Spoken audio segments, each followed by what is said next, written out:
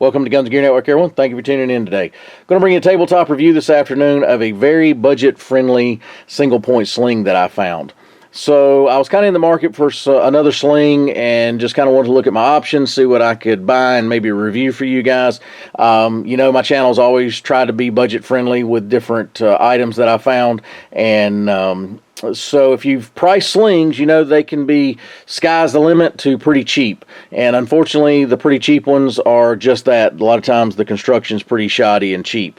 And so slings are kind of like holsters. People's probably got a drawer full of them that you've bought over the years, and I'm the same way. So I'll buy something, try it, not like it, or it breaks or something like that. So I was a little apprehensive with this one because when I say budget friendly, I bought this for just over $14 including shipping. So I was not expecting a whole lot, but I thought I would risk that dollar amount because if it turned out good, it would be something I could bring to you guys and let you see, what you can get for around the $14 mark.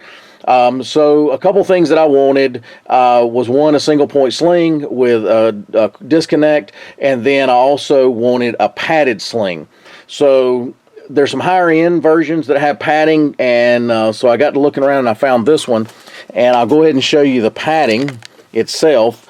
This right here is the pad that comes with it, and this right here is that mesh material, so it wicks moisture away from your body so it doesn't get too hot. And it is also removable. It has 3 Velcro tabs across here, so you can just take it off if you don't want to use it. But anybody that's worn a single point sling or any sling for any length of time around your shoulders, around your neck, depends on the weight of their weapon, it can get pretty tiresome after a while. So that padding really, really helps.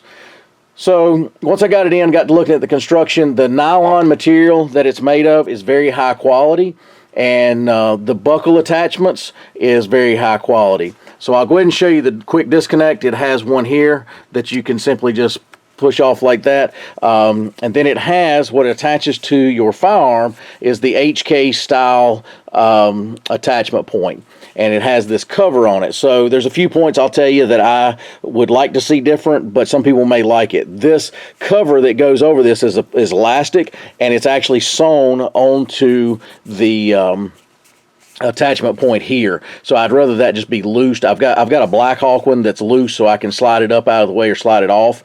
So I just rolled it up because I like having access to my hook point, even though it has a quick release. So I just rolled it down about a ½ inch, so now I have access to that hook. But if you want a little more, what it does, it actually protects your hook and it keeps it a little more quiet, so it's not metal on metal rubbing, and it protects your firearm from getting scratched. So that's why they have it on there. So it does have that, and like I said, the buckle itself, this quick connect buckle, is very high quality. It doesn't feel cheap to me at all. It's very beefy and so forth. So there's a few variations of this same exact sling floating around the internet, and one of the competitors that had one of these, the one thing I noticed in their picture that concerned me a little bit is these attachment points here were plastic, and I could tell by the picture this attachment point looked different, and it also, to me, I didn't even ask the eBay seller, but it is metal, so that's why I chose this one instead, even though they both look fairly identical.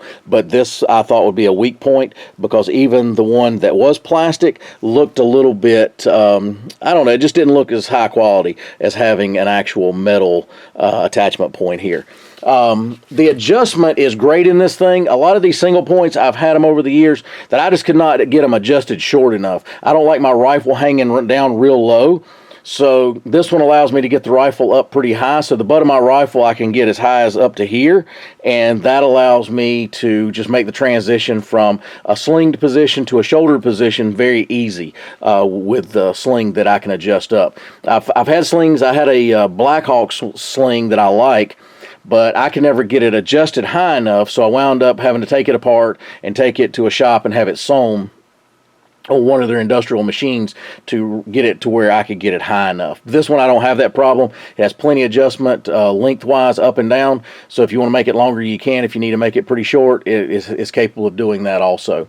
But the padding is real nice, and it has bungee in this section here, and it is covered with what looks like some type of nylon, so it's protected. And What I can tell you guys, it is the stitching is really good. It's like double and triple stitched in areas that it needs to be, and all that. So I like it enough, to be honest with you. I'm probably going to buy at least a couple more. I hadn't done any field testing, obviously, but I don't see where it would cause me any problems. I'm going to do some range sessions this weekend, so I'm probably going to take it with me, see how it holds up.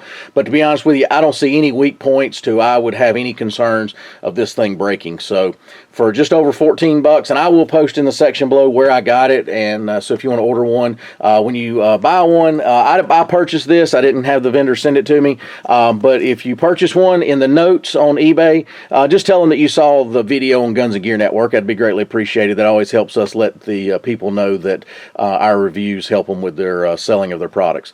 So if you do buy one, make sure you note in there that, hey, you saw it on YouTube, on Guns and Gear Network, as a video review. But like I said, great quality. And again, I'm probably going to buy at least one or two more for that price. I think it's great for the quality and stuff. I would think that you know, if it had a big name brand on it, I could see where it could fetch, you know, big money because of the name brand. But being just a generic one, it's great. But anyway, guys, hope that was helpful to you. Like I said, give it a shot for that kind of price. It's worth buying, in my opinion. If you do buy one, post in the section below what your thoughts are if you buy one, if you like it, and just to kind of confirm what I've said. But anyway, guys, appreciate you tuning in. If you got any questions, you can post those below. If you like our videos, give us a thumbs up down there. Also down there in that section is the share button. Share content. It helps us get the word out about Guns and Gear Network, which is greatly appreciated. As always, guys, like, share, and subscribe. Bring another video shortly. Have a great day.